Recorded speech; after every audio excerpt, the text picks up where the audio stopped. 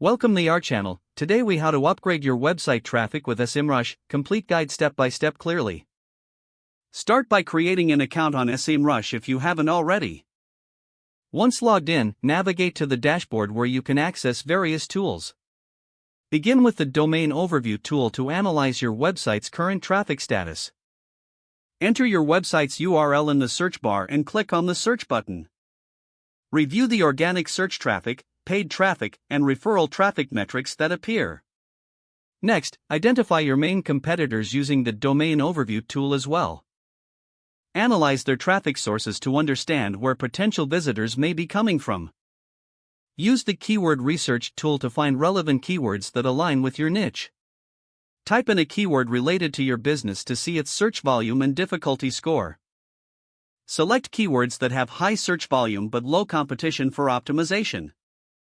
Now, head over to the Site Audit tool to assess your website's SEO health.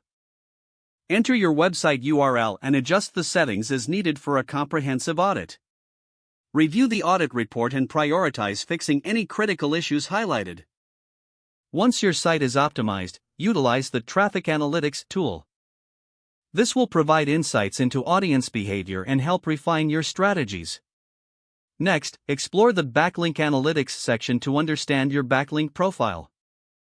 Analyze your domain authority and identify high-quality sites for potential outreach. Use the Content Marketing Toolkit to analyze top-performing content in your niche.